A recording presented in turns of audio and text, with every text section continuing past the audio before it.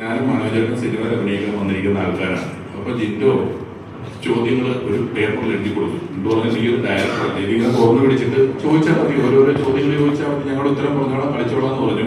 ജിൻഡോ തുറന്നതിന് മുമ്പ് ഈ ചോദ്യം മുഴുവൻ എഴുതിയത് ഷർട്ടിന്റെ പോക്കറ്റ് ഇട്ടിട്ട് ആങ്കർ ചെയ്യാണ് ജിൻഡോ. കുറെ ആങ്കർ ചെയ്ത് കഴിഞ്ഞിട്ട് അടുത്തത് ഈ സ്കിറ്റാന്ന് പറഞ്ഞപ്പോൾ ജിൻഡോയ്ക്ക് തോന്നി ഇത്ര നേരം ആങ്കർ ചെയ്ത ഞാൻ അതേ ഷർട്ട് ഇട്ടുകൊണ്ട് വന്നാൽ ആ സ്കിറ്റിന് ഒരു സുഖം ഉണ്ടാവില്ല. ഒരു ഡയറക്ടറിന്റെ വേഷമുണ്ടോ ഓടിച്ചെന്ന് ഈ ഷർട്ട് ഉരിയിൽ വെച്ചിട്ട് വേറൊരു ഷർട്ട് ഇട്ടുകൊണ്ട് വന്നു.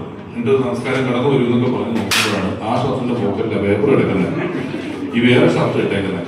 സ്റ്റേജിൽ വെച്ച് ഞങ്ങളോട് ഇപ്പോൾ വരാമെന്ന് പറഞ്ഞ് ഇപ്പോൾ ഇറങ്ങി പോയിട്ട് സ്റ്റേജിൽ നിൽക്കുക, എന്ത് ചെയ്യണമെന്ന് അറിയാറുണ്ട്. ഒരു 2 മിനിറ്റിനകം നമ്മുടെ വിചാരം എന്താ, ജിൻഡോ പോയി അത് പോക്കറ്റ് നീ എടുത്തോണ്ട് വരുമെന്നല്ലേ. പെട്ടെന്ന് ജിൻഡോ ആ ബുദ്ധി തോന്നി, ജിൻഡോ അവിടെ നീ ഷർട്ട് ഊരിയിട്ട് ആ ഷർട്ട് സ്റ്റേജ് വന്നുകൊടുന്ന ഞാൻ ചോദിച്ചു, സാറ് ഷർട്ട് മാറാൻ പോയതാണോ എന്ന് ചോദിച്ചപ്പം ഒരു മനോധർമ്മം ജിൻഡോ പറയാണ്, നേരത്തെ പോയ ആളുടെ ഇരട്ട സഹോദരനാണ്. പിന്നെ മനോജേട്ടനാണ് സ്റ്റേജ് വെച്ച് ഇങ്ങനെ ഇരട്ട സഹോദര എന്ന് വിളിച്ചുകൊണ്ടിരിക്കുന്ന നമുക്ക് ചിരിയും വരുന്നത്. ഒരെണ്ണം കൂടെ പറഞ്ഞിട്ട് ജിൻഡോയുടെ കഥ എന്താ ചേട്ടൻ